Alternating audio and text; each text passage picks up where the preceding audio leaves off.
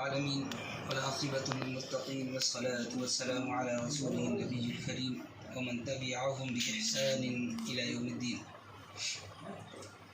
محترم سامعین و سامعات، اللہ کے فضل و کرم سے آج کے قیام اللیل میں 25ویں پارے کی تلاوت کی گئی ہے اور آج 25ویں رات بھی ہے، لیلۃ القدر کی رات ہے۔ حضرت عائشہ صدیقہ رضی اللہ تعالی عنہا نے نبی اکرم صلی اللہ تعالی علیہ وسلم سے پوچھا کہ اگر ہم کو یہ رات مل جائے تو اس رات ہم کون سی دعا پڑھیں؟ تو نبی اکرم صلی اللہ تعالی علیہ وسلم نے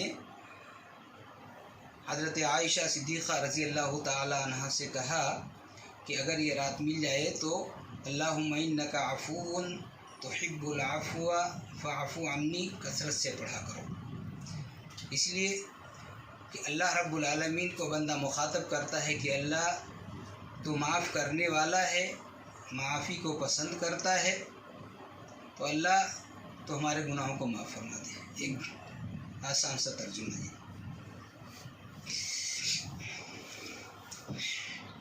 نبی اکرم صلی اللہ تعالی علیہ وسلم نے جب لوگوں کے سامنے دین کی باتیں رکھیں، ان کو سمجھایا، بتایا کہ ایک دن قیامت قائم ہونے والی ہے اور سب لوگوں کو اللہ کے پاس جمع ہونا ہے اور اپنے ان عملوں کا حساب دینا ہے جو اس دنیاوی زندگی میں کر رہے ہو۔ تو لوگوں نے کہا یہ قیامت کب آئے گی؟ آپ صرف کہہ رہے ہیں قیامت آئے گی، کب آئے گی، کوئی وقت؟ نبی اکرم صلی اللہ تعالیٰ علیہ وسلم نے کہا کہ اس کا وقت اللہ کے سوا کوئی نہیں جانتا ہے۔ اور آپ لوگ جانتے ہوں گے، ایک حدیث ہے جسے حدیث جبریل کے نام سے جانتے ہیں، اس پر میں پورا خطبہ آپ لوگوں کو سنا چکا ہوں کہ نبی اکرم صلی اللہ تعالیٰ علیہ وسلم صحابہ کرام کے ساتھ بیٹھے ہوئے تھے، جبریل امین آئے اور آپ کے گھٹنے سے گھٹنا لگا کر بیٹھ گئے اور آپ سے سوال کرنے لگے ایمان کے بارے میں، اسلام کے بارے میں، احسان کے بارے میں۔ تو آپ نے بتا دیا، یہ تو معلوم ہوگا، موقع نہیں ہے تفصیل کے ساتھ بتانے کا، لیکن جب قیامت کے بارے میں پوچھا تو نبی اکرم صلی اللہ تعالی علیہ وسلم نے کہا کہ اس کے بارے میں پوچھنے والے سے زیادہ میں نہیں جانتا ہوں، جتنا پوچھنے والا جانتا ہے اتنا ہی میں بھی جانتا ہوں۔ تو قیامت کب آئے گی اس کا علم اللہ رب العالمین کے پاس ہے۔ تو لوگوں نے نبی اکرم صلی اللہ تعالی علیہ وسلم سے کہا کہ آپ کہتے ہیں قیامت آئے گی، قیامت آئے گی، کب آئے گی؟ کچھ تو اس کا وقت ہونا چاہیے، مقررہ وقت ہونا چاہیے۔ تو ایک دنیاوی مثال دے کر اللہ رب العالمین نے لوگوں کو بتا دیا۔ دنیا کی مثال ہے یہ۔ ایک 25ویں پارے کی شروعات ہوتی ہے الیہ یرد علم الساعۃ، قیامت کے بارے میں، قیامت کا علم اللہ رب العالمین ہی کو ہے، اس کا علم اسی کی طرف لوٹایا جاتا ہے، وہی جانتا ہے۔ ہاں، اللہ رب العالمین نے ایک مثال دی کہ اس مثال کے ذریعہ سمجھو۔ وما تخرج من ثمرات من اکمامها، پھل اپنے شگوفوں سے نکلتے ہیں۔ کب نکلتے ہیں، ان کا کب وقت ہے، اللہ ہی بہتر جانتا ہے، وہ اپنے وقت پر آئیں گے، ان کا ایک وقت مقرر ہے۔ آپ نے گیہوں کی بالی دیکھی ہوگی، گیہوں کھیتوں میں جاؤ تو گیہوں کی بالیاں جب لہراتی ہیں تو بہت اچھا منظر پیش کرتی ہیں۔ تو ایک گیہوں کی بالی ہے، اس کے اندر گیہوں کے دانے ہیں۔ اب اس میں دانے ہیں، کسان کو معلوم ہے کہ اس کے اندر دانے ہیں، یہ جب پکے گا تو اس میں سے دانے نکلیں گے اور ہمارے گھر آئیں گے۔ لیکن کب پکے گا اس کا ایک وقت مقرر ہے، اپنے وقت مقررہ پر پکے گا۔ ایسا نہیں ہے کہ آج ہی بیج ڈالا اور آج ہی درخت نکلے اور بالی آ جائے اور دانہ مل جائے، ایسا نہیں ہے، اس کا ایک وقت مقرر ہوتا ہے۔ تو اللہ رب العالمین نے کہا کہ جیسے اس کا وقت مقرر ہے ایسے ہی قیامت کا وقت بھی مقرر ہے۔ آگے اللہ رب العالمین نے کہا وما تحمل من انثى ولا تضع الا بعلمه، ایک عورت کو حمل ہے، اب وہ اس کا حمل کب وضع ہوگا، بچہ کب ہوگا، اللہ ہی جانتا ہے، کوئی نہیں جانتا ہے۔ ہاں لوگ جانتے ہیں کہ اس کو حمل ہے تو بچہ ہوگا، جیسے کھیتی کے بارے میں معلوم ہے کہ یہ بالی ہے، اس کے اندر دانے ہیں، یہ پکے گا، دانا دے گا، کب دے گا یہ کسی کو معلوم نہیں ہے، لیکن یقین ہے کہ پکے گا۔ ایسے ہی اس عورت کے بارے میں لوگوں کو یقین ہے کہ اس کو حمل ہے تو بچہ ضرور ہوگا، کب ہوگا اس کے بارے میں کسی کو معلوم نہیں ہے، ہوگا ضرور ہوگا۔ تو ایسے ہی اللہ رب العالمین نے کہا قیامت کا وقت بھی ہے مقرر، اور اس کا علم اللہ کے سوا کوئی نہیں جانتا ہے، وہ ہوگا۔ ہاں اللہ رب العالمین نے کہا قرآن کے اندر لا یجلیھا لوقتھا، اللہ رب العالمین نے اس کا وقت تو نہیں بتایا ہے، الا هو ثقلت فی السماوات والارض، ہاں یہ زمین و آسمان میں بہت، زمین و آسمان پر بڑا بھاری ہوگا، یہ وقت جب آئے گا تو بڑا بھاری ہوگا۔ اور قرآن اور حدیث کے ذریعے لوگوں کو بتایا جاتا ہے، لوگ جانتے بھی ہیں۔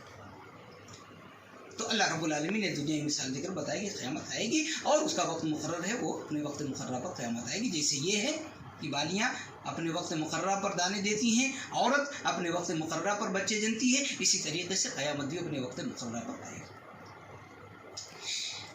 ایک اور سوال کیا نبی اکرم صلی اللہ تعالی علیہ وسلم سے کہ آپ کہتے ہیں کہ اللہ رب العالمین کے پاس میزان ہوگا، ترازو ہوگا، اور اللہ وہاں پر عملوں کو تولے گا، تو عمل کیسے تولے جائیں گے، عمل کیسے تولے جائیں گے؟ اللہ رب العالمین نے اپنے بندوں میں سے کچھ لوگوں کو علم دیا، اور انہوں نے ایسا میزان بنایا کہ ساری چیزیں سامنے ہو گئی۔ بھوکمپ آتا ہے نا، زلزلہ آتا ہے، اس کا پیمانہ کتنا ہوتا ہے، سائنسداں بتا دیتے ہیں کہ 6 تھا، 7 تھا، 8 تھا، 5 تھا، کتنا تھا، ریکٹر پیمانے پر اس کو بتا دیا جاتا ہے۔ کون بتا رہا ہے؟ مشین بتا رہی۔ مشین کس نے بنایا؟ انسان نے بنایا۔ انسان کو کس نے پیدا کیا؟ اللہ نے پیدا کیا۔ اس کو علم دیا اللہ رب العالمین نے، اس نے مشین بنائی، اور وہ مشین بتا دیتا ہے کہ آپ ایک چیز دیکھیں، اپنے سامنے گھڑی میں دیکھیں، وہ آپ کا ٹمپریچر بتا رہا ہے، گرمی کتنی ہے وہ مشین بتا رہی ہے۔ یہ کس نے بنایا؟ ایک انسان نے بنایا ہے۔ اللہ رب العالمین نے دنیا کی مثال لوگوں کے سامنے رکھ کے بتائی کہ اسی طریقے سے جب اللہ رب العالمین اپنے بندوں کو اتنا علم دے سکتا ہے کہ وہ حرارت بتا سکتے ہیں، ٹمپریچر بتا سکتے ہیں، بھوکمپ کی طاقت بتا سکتے ہیں، اسی طریقے سے اور بہت ساری چیزوں کا اندازہ لگا کر مشین کے ذریعے بتا سکتے ہیں، تو اللہ جس نے سب کو پیدا کیا ہے، اللہ رب العالمین وہ عمل کو تولنے کا میزان نہیں بنا سکتا ہے، یا عمل کو نہیں تول سکتا ہے، اللہ رب العالمین تول سکتا ہے۔ تو اللہ رب العالمین سے کوئی چیز بعید نہیں ہے، اللہ جو چاہے کر سکتا ہے۔ یہ سمجھانے کے لیے اللہ رب العالمین نے قرآن کے اندر آیتیں نازل کی، اور ان آیتوں کے ضمن میں، ان آیتوں کے سیاق میں، ان آیتوں کے پس منظر میں دنیا کی بہت ساری باتوں کو لوگوں کے سامنے پیش کیا کہ دیکھو یہ دنیا میں ایسا ہو رہا ہے، کیوں ہو رہا ہے؟ اس لیے کہ ہم نے تمہیں سمجھانے کے لیے، تمہیں بتانے کے لیے، یقین کرنے کے لیے یہ سب باتیں تمہارے سامنے تمہارے جیسے ہی انسانوں کے ذریعے رکھی ہیں، تاکہ تم سمجھو کہ ہمارے جیسا انسان یہ بنا سکتا ہے۔ کب بنائے گا؟ علم ہوگا تب بنائے گا۔ یہ علم کی ضرورت ہے، علم بہت ضرورت ہے، دین کا علم بھی اور دنیا کا علم بھی، دونوں علم بہت ضروری ہیں، اس لیے کہ صرف دین کا علم حاصل کر کے آدمی سب کچھ نہیں کر سکتا۔ ہاں دین کا علم اولیت رکھتا ہے۔ جہاں بھی آپ قرآن اور حدیث کے اندر علم کا معاملہ دیکھیں گے یا علم کا بیان دیکھیں گے، وہاں یہی علم دین ہی کا بیان ہوتا ہے کہ اولیت اس کو حاصل ہے علم دین کو، اور باقی دنیاوی علم بھی حاصل کرنا چاہیے۔ ہم کاروبار کرتے ہیں، کیسے کرنا چاہیے، اسی طریقے سے اور بہت ساری چیزیں، کھیتی کیسی کرنی چاہیے، کوئی فیکٹری ہم کو ڈالنا ہے تو فیکٹری میں ہم کو جو کام کرنا ہے اس کے کام کرنے کے لیے کوئی چیز جو ہم بناتے ہیں، کیمیکل بناتے ہیں، اس کا مقدار کیا ہونا چاہیے، پانی اور دوسری جو چیزیں پڑتی ہیں اس میں اس کا مقدار کیا ہونا چاہیے۔ علم ہے تبھی آدمی کر سکتا ہے، بغیر علم کے نہیں کر سکتا، سارا کام خراب ہو جائے گا۔ تو علم حاصل کرنا ضروری ہے، لیکن شرط ہے کہ پہلے آدمی دین کا علم حاصل کرے۔ اس لیے کہ دین کے علم کے حاصل کرنے کے، اس لیے آپ دیکھیں کہ دنیا کے تمام علوم जितने भी इल्म दुनिया के अंदर पाए जाते हैं वो तमाम के तमाम इसी कुरान से ही निकले हैं और कहीं ना कहीं से उनका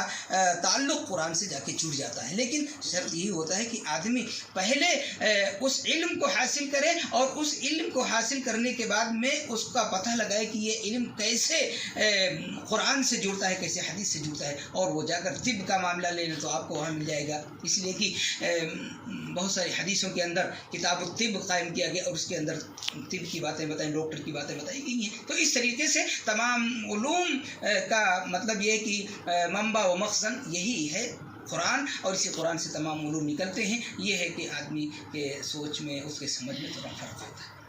तो अल्लाह रब्बुल आलमीन ने तमाम चीज़, जब कभी इस तरीके की बातें आती थी, नबी अकरम सल्लल्लाहु अलैहि वसल्लम से पूछा जाता था, तो नबी अकरम सल्लल्लाहु अलैहि वसल्लम अगर मालूम होता तो बता देते थे, और अगर नहीं मालूम होता तो आप खामोश हो जाते थे। एक बात बताऊँ, वही जो नबी अकरम सल्लल्लाहु अलैहि वसल्लम पर आती थी ना, वही की 7 किस्में हैं, वो बाद में कभी इंशाल्लाह बताएंगे, वक्त ज़्यादा हो जाएगा। एक किस्म है वही की, एक किस्म है सलतुल जर्स, जैसे कि एक जंजीर होती है, लोहे की जंजीर होती है, उसे किसी चटियल मैदान में या पत्थर पर डाले तो उसमें आवाज़ पैदा होती है। ये सबसे बड़ी शाख गुजरती थी, ये वही जब आती थी नबी अकरम सल्लल्लाहु अलैहि वसल्लम पर तो बड़ी शाख गुजरती थी, आपको बहुत परेशान हो जाते थे, आप पसीना हो जाते थे, यहाँ तक कि आप बेहोश भी हो जाते थे। ये बड़ी सख्त वही होती थी।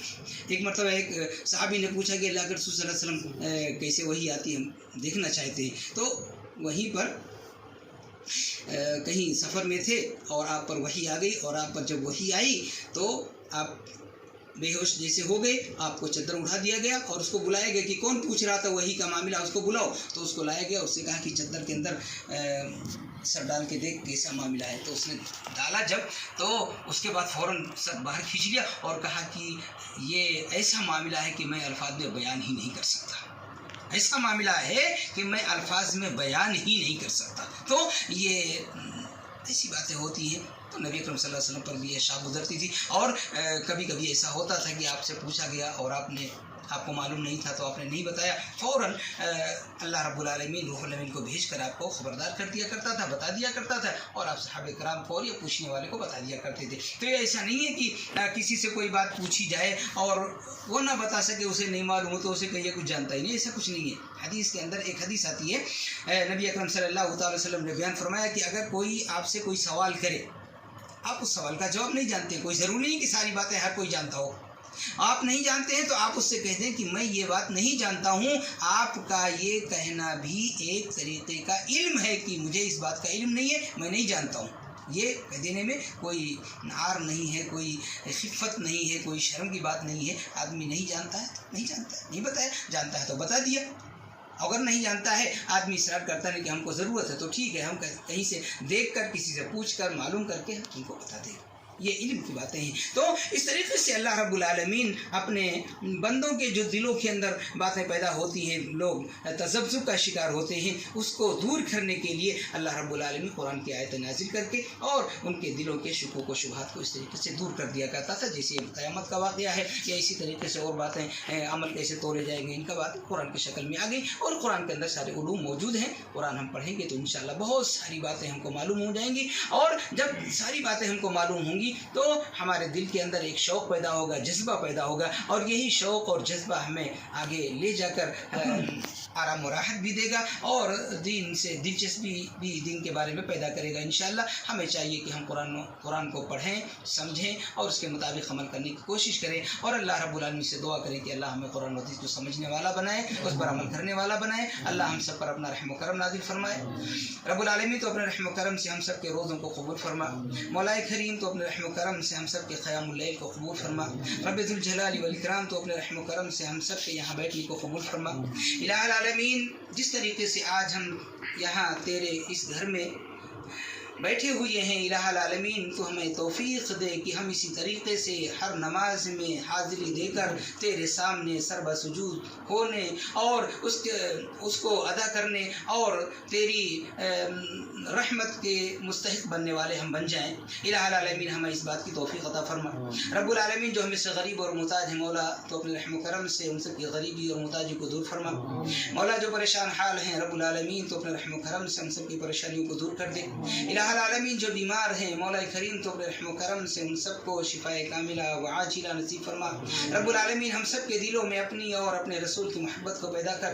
مولا ہم سب کے دلوں میں قرآن اور حدیث کی محبت کو پیدا کر۔